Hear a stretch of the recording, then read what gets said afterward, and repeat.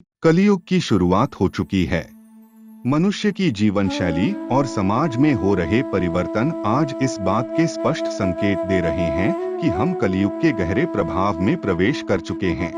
पुराणों और शास्त्रों में कलयुग को ऐसे युग के रूप में वर्णित किया गया है जिसमें धर्म, सत्य और नैतिकता का पतन होगा। आज का यथार्थ स्थिति भी इससे अलग नहीं है। कलयुग की शुरुआत का प्रमुख संकेत है लोगों के भीतर नैतिक मूल्यों का अभाव। सत्य, प्रेम और करुणा जैसे गुण जो कभी मानव समाज का आधार थे, अब धीरे धीरे खत्म हो रहे हैं।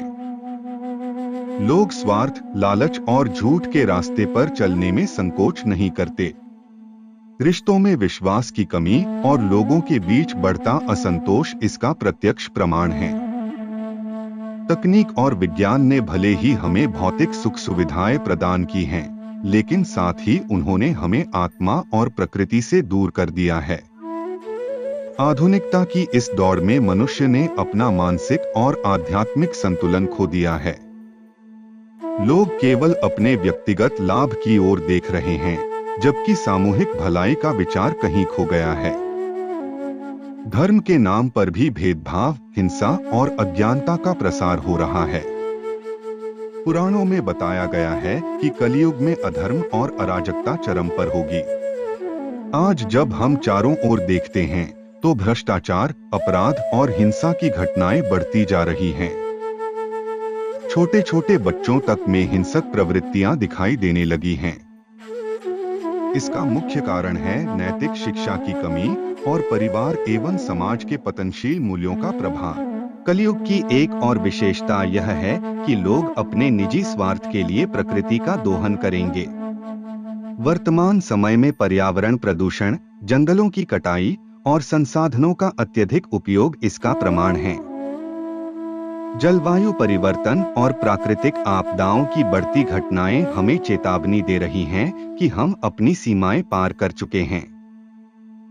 हालांकि यह सब होने के बावजूद यह भी सत्य है कि कलयुग में ही आध्यात्मिक जागरूकता और मोक्ष का मार्ग सबसे सरल होगा। ऐसा कहा गया है कि जो लोग भगवान के प्रति श्रद्धा और भक्ति से जुड़ेंगे, वे इस अराजकता में भी शांति पा सकते हैं। हमें धर्म, सत्य और सेवा के मार्ग पर चलते हुए खुद को और समाज को बेहतर बनाने की कोशिश करनी चाहिए। इसलिए यह समय आत्मनिरीक्षण और जागरूकता का है। अगर हम वर्तमान में अपने जीवन को सही दिशा में मोड़ने का प्रयास करें, तो हम इस युग की कठिनाइयों का सामना कर सकते हैं। कलयुग की शुरुआत हमारे कर्मों का परिणाम है और इसे बदलने की शक्ति भी हमारे कर्मों में ही छिपी है। हमें अपने भीतर और समाज में सकारात्मक बदलाव लाने की आवश्यकता है, ताकि आने वाली पीढ़ियां एक बेहतर दुनिया में जीवन जी सकें।